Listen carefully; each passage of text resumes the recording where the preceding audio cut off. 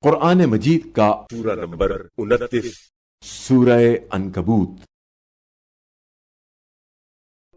پناہ میں خدائے رحمان و رحیم۔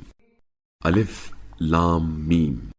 کیا لوگوں نے یہ خیال کر رکھا ہے کہ وہ صرف اتنا کہنے سے چھوڑ دیے جائیں گے کہ ہم ایمان لائے، اور یہ کہ وہ آزمائے نہیں جائیں گے؟ اور باتحقیق ہم ان سے پہلوں کو بھی آزما چکے ہیں، کیونکہ اللہ کو بہرحال یہ واضح کرنا ہے کہ کون سچے ہیں، اور یہ بھی ضرور واضح کرنا ہے کہ کون جھوٹے ہیں۔ برائی کے مرتکب افراد کیا یہ خیال کرتے ہیں کہ وہ ہم سے بچ نکلیں گے؟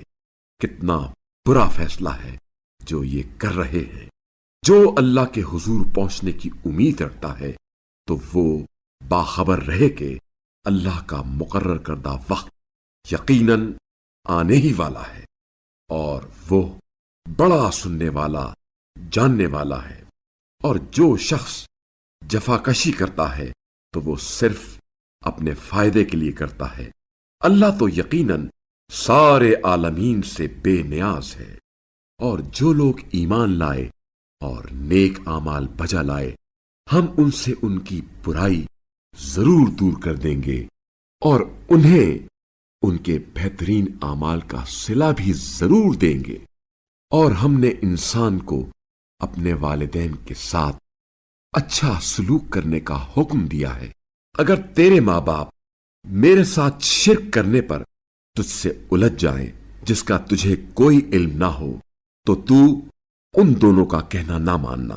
تم سب کی باز گشت میری طرف ہے، پھر میں تمہیں بتا دوں گا تم کیا کرتے رہے ہو۔ اور جو لوگ ایمان لائے اور نیک اعمال بجا لائے، انہیں ہم بہر صورت صالحین میں شامل کریں گے۔ اور لوگوں میں کچھ ایسے بھی ہیں جو کہتے تو ہیں ہم اللہ پر ایمان لائے، لیکن جب اللہ کی راہ میں اذیت پہنچتی ہے تو لوگوں کی طرف سے پہنچنے والی اذیت کو عذاب الہی کی مانند تصور کرتے ہیں۔ اور اگر آپ صلی اللہ علیہ وآلہ وسلم کے پروردگار کی طرف سے مدد پہنچ جائے تو وہ ضرور کہتے ہیں ہم تو تمہارے ساتھ تھے۔ کیا اللہ کو اہل عالم کے دلوں کا حال خوب معلوم نہیں ہے؟